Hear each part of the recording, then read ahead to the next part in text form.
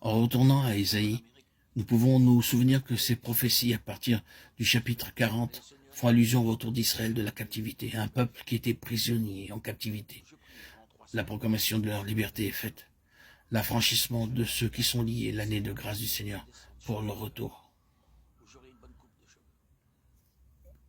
Jésus, Christ, en citant l'Écriture, se l'approprie.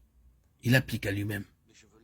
Il dit tout ce qui s'est réalisé dans le cas d'Israël à son retour de captivité, quand le jugement était accompli. Vous l'avez aujourd'hui entendu de vos propres oreilles, car je suis loin, au-dessus de tout autre. Et le dessein même de mon onction est de proclamer sur la base du jugement accompli la liberté pour les captifs. Il était passé par le Jourdain. C'est le 4e chapitre de Luc. Le jugement de façon symbolique a été placé sur lui. Et il est allé tout au fond de la mort, sous l'accablant tourbillon de la colère de Dieu. Le jugement s'est accompli. C'est pourquoi il vient et déclare l'Esprit du Seigneur est sur moi, pour proclamer la liberté, l'année de grâce du Seigneur. C'est l'évangile de la gloire de Dieu, du Dieu satisfait, du Dieu béni. Aujourd'hui, nous pouvons comprendre la signification de ce jour de la Pentecôte, jour dans lequel nous vivons, car ce n'est pas un jour de 12 ou de 24 heures, mais une dispensation. Nous en parlons souvent comme d'un jour de grâce, le jour de la bonne nouvelle. C'est un jour qui s'est levé quand le Seigneur Jésus, sortant de la tombe, est monté vers son Père pour envoyer l'Esprit. Et ce jour s'achèvera quand, enfin, il reviendra du ciel. C'est un jour qui est long, car c'est le jour de la grâce du Seigneur, au cours duquel cet évangile de la gloire du Dieu béni doit être prêché sous l'onction de l'Esprit Saint.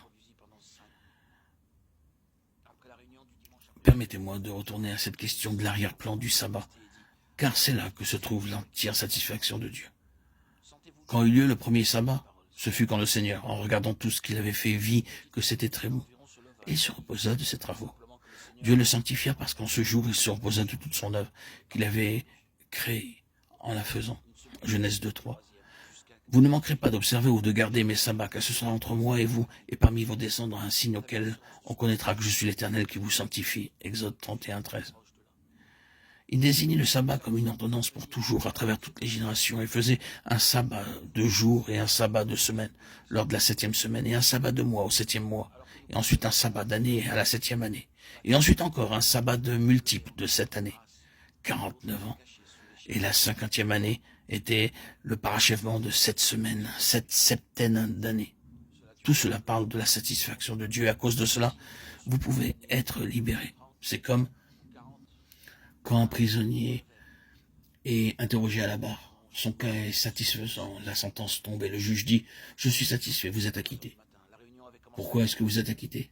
Cela, bien sûr, nous amène à l'être aux Romains. Vous êtes acquitté parce que Dieu est satisfait.